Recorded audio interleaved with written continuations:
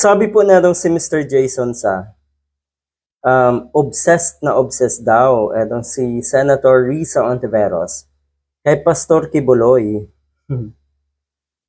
Mali. Yun kasi ang iniisip niyo eh.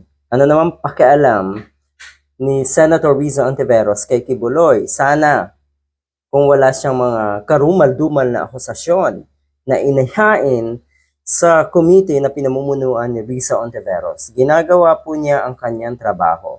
Totoo.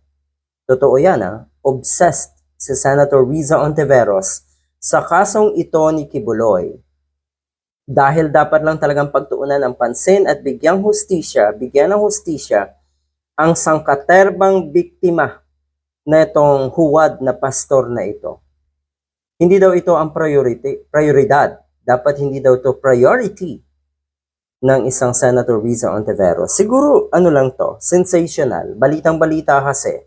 Pero sa tingin niyo po, ito lang ang pinagkakaabalahan at tinatrabaho ni Senator Risa Ontiveros? Natural hindi. Sadya lamang na matunog itong issue na ito. Sadya lamang na ito ang mas pinag-uusapan.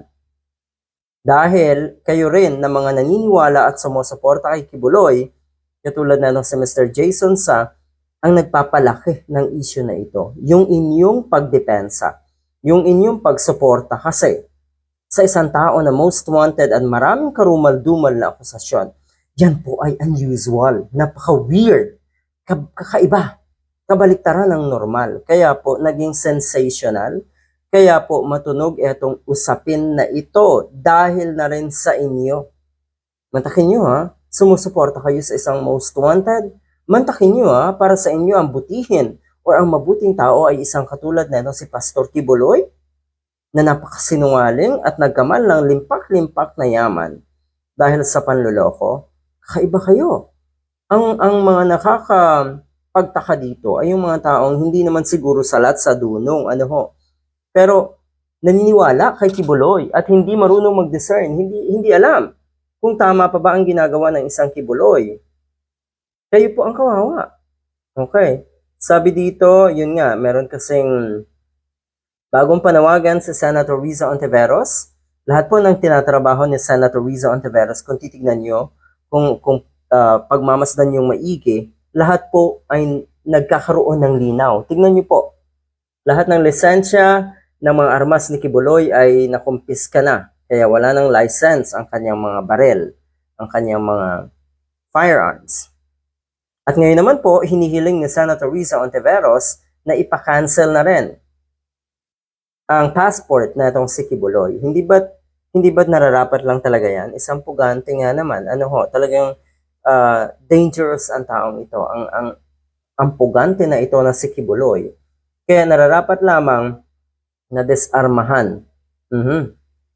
At yun nga, malaki daw ang private army nga na si Kibuloy na handang magpakamatay para ipagtanggol itong most wanted na ito.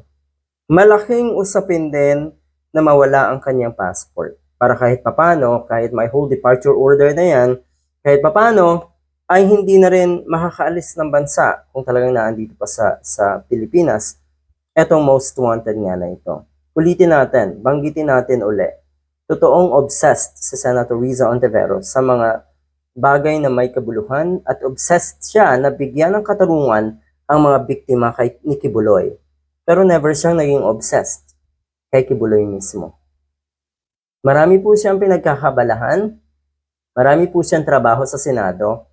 Ito lamang po ay isa sa mga trabaho niya, etong kasong ito ni Kibuloy. Pinagtutuunan ng pansin ninyo ng mga supporters ni Kibuloy at lalong naging sensational, lalong naging malaking usapin. Kaya iniisip nyo na ito lang ang prioridad ni Senator Risa Ontiveros. Mali.